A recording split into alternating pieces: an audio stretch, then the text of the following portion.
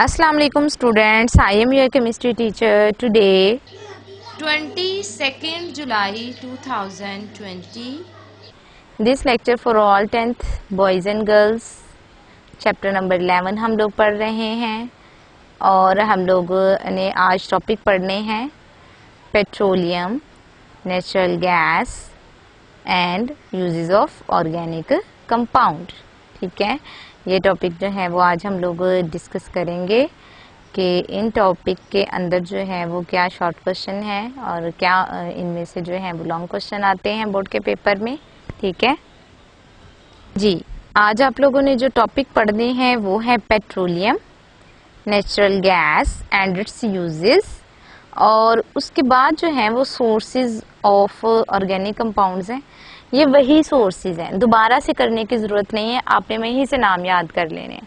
ठीक है, और उसके बाद जो है वो सिंथेसिस ऑफ यूरिया है, लेबॉर्ट्री में जो है वो वॉलर का काम है, तो ये भी पैराग्राफ करने की ज़रूरत नहीं है। आपने स्टार्ट में जो है वो यूरिया वाला जो वॉलर का लेबॉर्ट्री के अंदर यूरिया की सिंथेसिस है वही याद कर लेना है।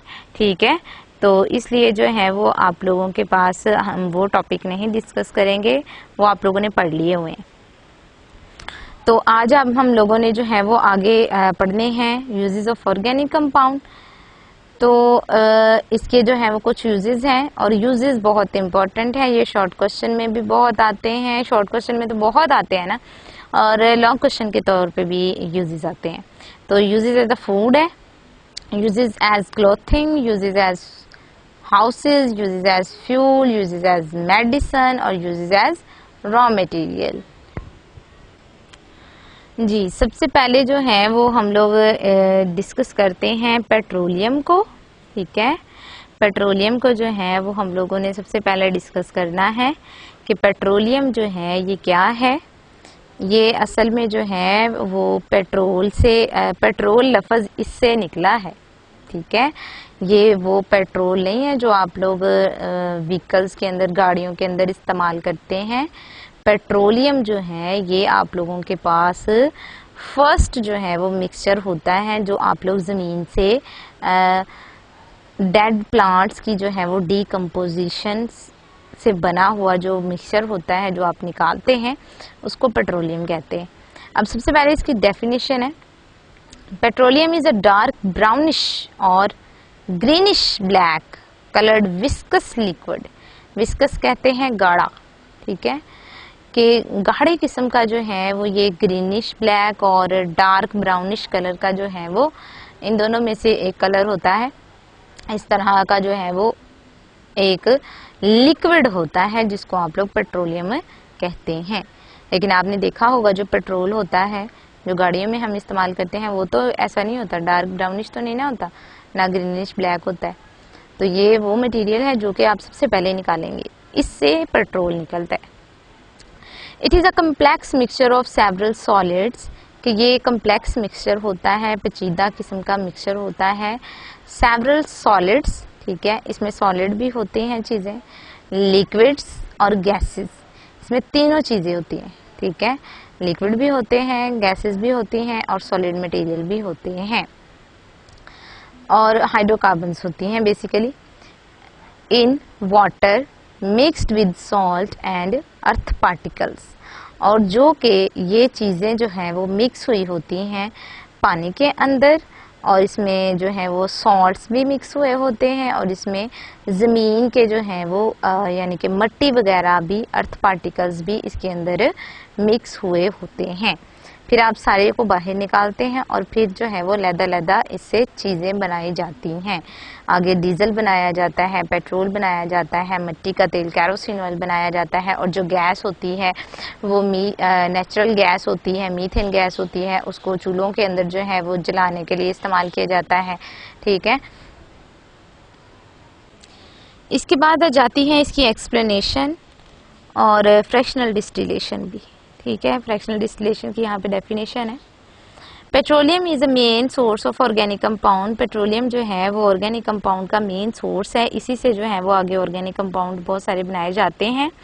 It consist of several compounds mainly hydrocarbons, ये बहुत सारे कंपाउंड्स पर मुश्तमिल होता है और ज़्यादा सारे इसमें जो है वो हाइड्रोकार्बन्स ही होते हैं। These compounds are separated by fractional distillation. अब ये जो आप लोग पेट्रोलियम बाहर निकालते हैं, इसको एक मेथड से जो है वो फिर अलग-अलग चीज़ों में कन्वर्ट किया जाता है। वो मेथड जो है वो कहलाता है फ्रैक्शनल डिस्टिलेशन। अब फ्रैक्शनल डिस्टिलेशन की डेफिनेशन रेड कलर में जो है वो लिखी हुई है। सेपरेशन ऑफ फ्रैक्शंस और कंपोनेंट्स, ठीक है, फ्रैक्शंस भी कह सकते हैं या कंपोनेंट्स भी कह सकते हैं। सेपरेशन ऑफ फ्रैक्शंस और components depending upon their boiling point ranges, के उन चीज़ों के, उन कंपाउंड्स के बॉइलिंग पॉइंट की बेस पे जो है ऑर्गेनिक कंपाउंड्स को या इनऑर्गेनिक कंपाउंड भी अगर उसमें डिसॉल्व हैं तो उनको जो अलहदा करना है वो फ्रैक्शनल डिस्टिलेशन कहलाता है। यानी कि आपके पास ये गाढ़े किस्म का मिक्सचर है, आपने इसको अब जो है वो बॉईल करना शुरू कर देना है। जिसका बॉइलिंग पॉइंट सबसे कम होगा वो सबसे पहले बॉईल हो जाएगा, ऊपर चला जाएगा, हम उसको सेपरेट कर देंगे। फिर उसके बाद जिसका बॉइलिंग पॉइंट होगा वो जो है वो बॉईल होना शुरू हो जाएगा, फिर हम उसको सेपरेट कर लेंगे। तो इस तरह से जो है वो हम इनको सेपरेट कर सकते हैं। Each fraction is not a single compound. अब ये जो फ्रैक्शन लैदा होती है ये भी कोई एक सिंगल कंपाउंड नहीं होता, इसमें भी ज्यादा सारे कंपाउंड्स मौजूद होते हैं, ठीक है। Rather each of it consist of different organic compound. इसमें हर एक फ्रैक्शन जो है, जो आप एक चीज फ्रैक्शन जो है वो अलहदा कर रहे हैं, एक जो है वो बॉइलिंग पॉइंट की रेंज की चीजें इकट्ठी कर रहे हैं, तो उसमें एक ही कंपाउंड नहीं होता, उसमें जो है वो काफी सारे जो है वो कंपाउंड मौजूद होते हैं। इसके बाद आ जाती है नेचुरल गैस, कुदरती गैस जिसको कहते हैं। It is a mixture of low molecular mass hydrocarbon. ये जो है वो ऐसे हाइड्रोकार्बन्स का मजमुआ होती है, मिक्सचर होती है जिनका मॉलिक्यूलर मास जो है वो कम होता है, ठीक है। कि लो मॉलिक्यूलर मास वाली जो है वो हाइड्रोकार्बन जो होती हैं उनका मिक्सचर होता है ये नेचुरल गैस। अब वो लो मॉलिक्यूलर मास वाली जो है वो हाइड्रोकार्बन्स कौन सी है, वो है the main component about 85% is the methane. कि इसमें जो 85% जो गैस होती है वो है मीथेन गैस, और ये भी एक हाइड्रोकार्बन है, ठीक है। ये एमसीक्यूज में पूछा जाता है कि जो है वो नेचुरल गैस में जो है वो मीथेन की परसेंटेज क्या होगी, वो 85% होगी। अलॉन्ग विद अदर गैसेस, इसके साथ साथ बाकी 15% जो है वो दूसरी गैसेस होती हैं। अब वो दूसरी गैसेस कौन सी हैं, वो है ईथेन, प्रोपेन एंड ब्यूटेन। कि इसमें जो है वो बाकी ये वाली गैसेस पाई जाती हैं। Its origin is similar to that of the coal and petroleum. इसका भी ओरिजिन जो है या जहाँ से ये हासिल की जाती है वो भी जो है वो कोयले और पेट्रोलियम की तरह सेम है। देखिए यहाँ पे आपको एक डायग्राम नजर आ रही है, ठीक है, आपकी बुक पे भी बनी हुई है। इसमें जमीन के अंदर का हिस्सा दिखाया हुआ है, ठीक है, जहाँ पे जमीन की तह में जो है, जहाँ प्लांट जो डेड हो गए थे वो दफन हुए हैं, ठीक है, और वहां से जो है वो अब गैस बन रही है उसके अंदर, जमीन के अंदर, या फिर पेट्रोल बन रहा है। तो वो उन्होंने दिखाया हुआ है कि किस तरह से जो है वो बनेगा और कौन कौन सी लेयर्स हैं। सबसे पहले लिखी हुई है इम्परवियस रॉक। इम्परवियस रॉक जो है वो कहते हैं हम ऐसी रॉक को, ऐसी चट्टान को जिसमें से पानी ना गुजर सके, ठीक है। ऐसी रॉक जिसमें से, ऐसी चट्टान जिसमें से पानी ना गुजर सके, उसको इम्परवियस रॉक कहते हैं या इम्परमिएबल रॉक भी कहते हैं। अब इसके ऊपर जो है वो आप लोगों के पास लेयर होती है पानी की इसके ऊपर वाटर की लेयर होती है, ठीक है, और उस वाटर के ऊपर जो है वो आप लोगों के पास पेट्रोलियम की लेयर होती है। पेट्रोलियम चूंकि वाटर से जो है उसकी डेंसिटी कम होती है तो वाटर के ऊपर जो है वो पेट्रोलियम होता है। फिर पेट्रोलियम को हम लोग जो है, ये देखिए ऊपर जो है वो आप लोगों को एक ड्रिलिंग रिग नजर आ रहा है कि जिससे जो है वो हम जमीन के अंदर पाइप भेजते हैं और वहां से पेट्रोलियम को फिर बाहर निकालते हैं, ठीक है। इस पेट्रोलियम के ऊपर जो है वो फिर नेचुरल गैस होती है।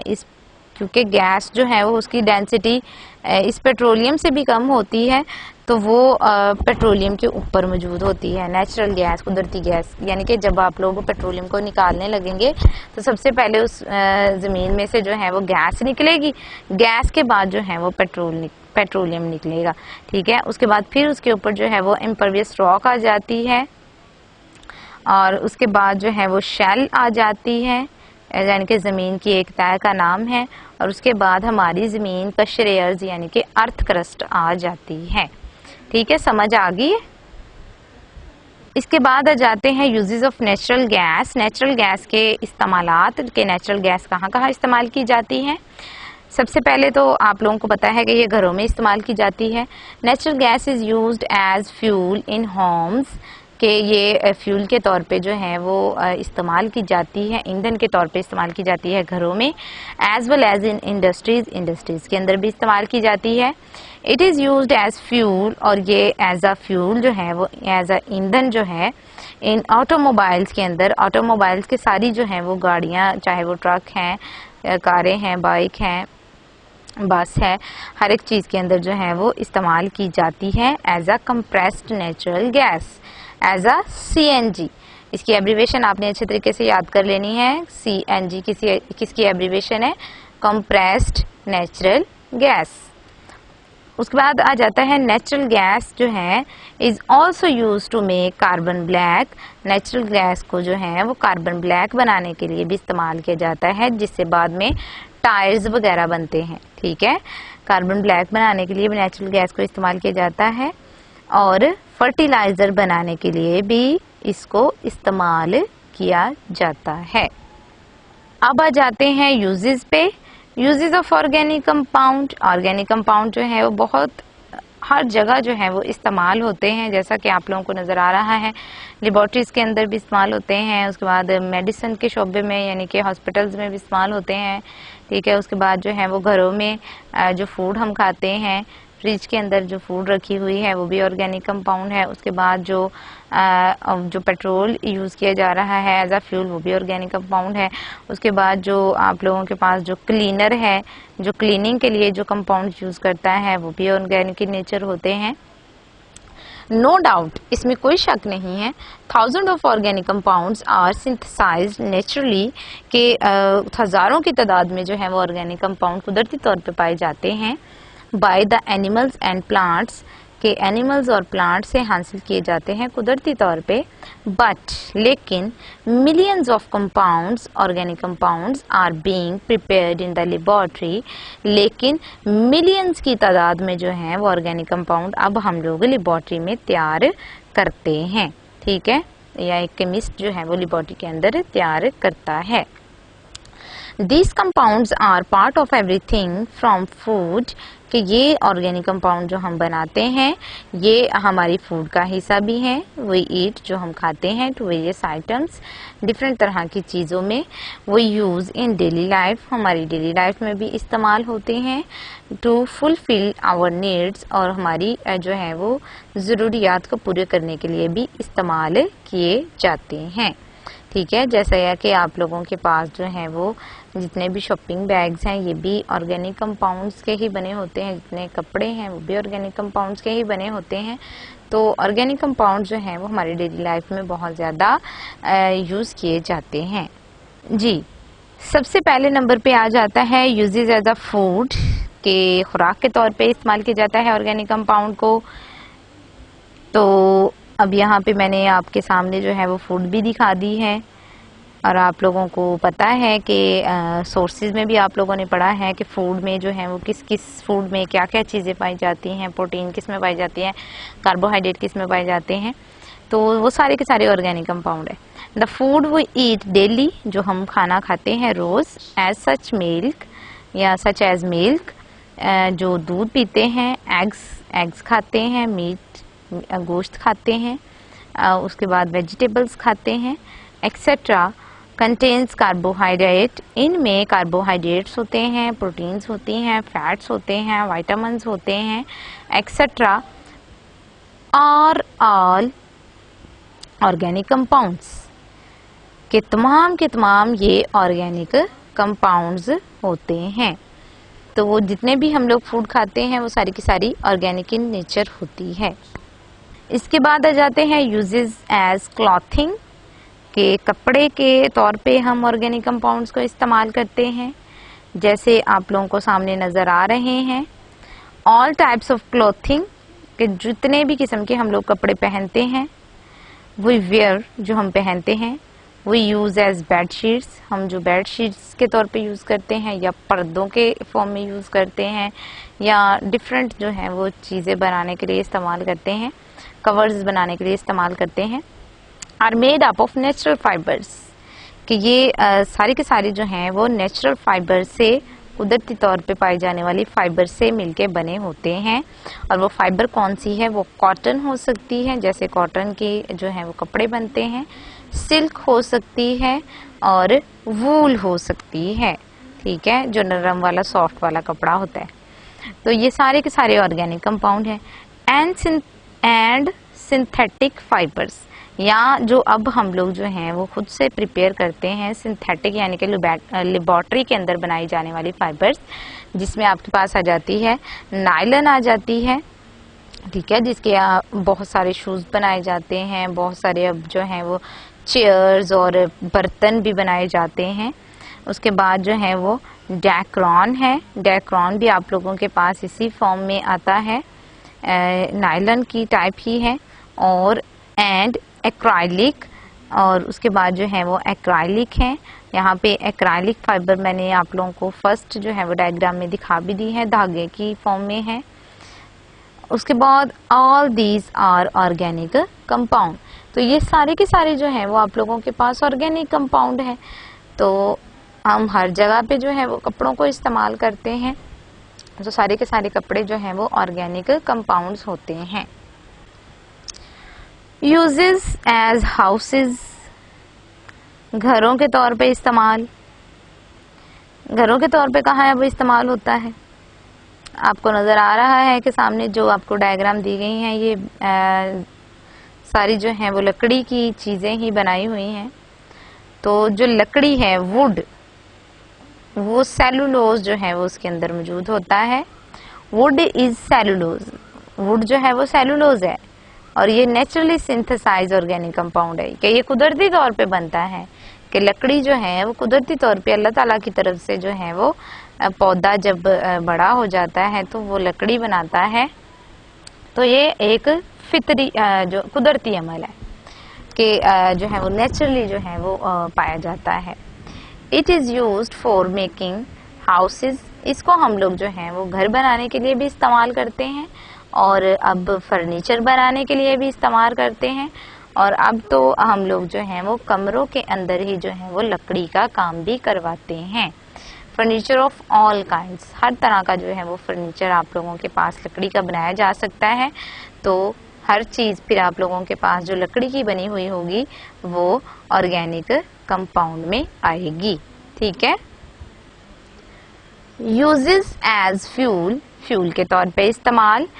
The fuels we use for automobiles, कि वो जो ईंधन हम लोग जो हैं वो अपने ऑटोमोबाइल्स के अंदर इस्तेमाल करते हैं, चाहे वो गाड़ी है, चाहे वो कार है या बस है या कुछ भी है। एंड डोमेस्टिक पर्पस, या घरेलू इस्तेमाल के लिए जो है वो उसको इस्तेमाल करते हैं, जैसा कि घरों में जो है वो चूल्हा जलाने के लिए इस्तेमाल करते हैं। आर कोल, ठीक है, वो कोयला हो सकता है, कि पहले जो है वो कोयला लकड़ियाँ ही जलाई जाती थी और उसका कोयला बनाया जाता था। उसके बाद पेट्रोलियम है और एंड नेचुरल गैस, कि ये चीज़ें हम फ्यूल के तौर पे इस्तेमाल करते हैं।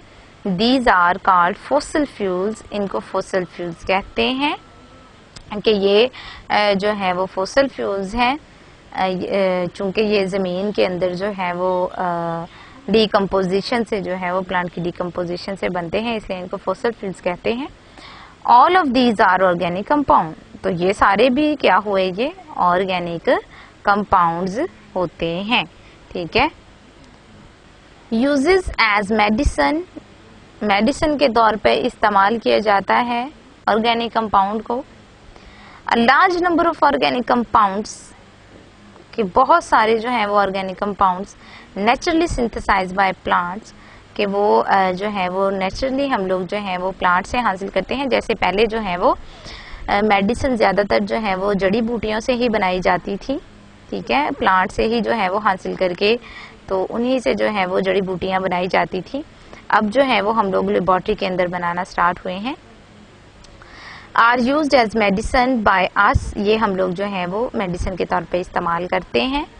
Most of the life saving medicine, के ज़िंदगी को बचाने वाली बहुत सारी मेडिसिन एंड ड्रग्स, और ड्रग्स सच एज एंटीबायोटिक्स, या वो एंटीबायोटिक्स हो सकती हैं। एंटीबायोटिक्स क्या होती हैं? एंटीबायोटिक की भी डेफिनेशन आगे लिखी है, इनहिबिट और kill the micro organism which cause infections disease. ऐसे जो है वो माइक्रो ऑर्गेनिज्म जो कि इन्फेक्शनस डिजीज कॉज करते हैं, उनको मारने के लिए जो आप केमिकल इस्तेमाल करते हैं या जो मेडिसिन इस्तेमाल करते हैं, उनको आप लोग एंटीबायोटिक्स कहते हैं, ठीक है।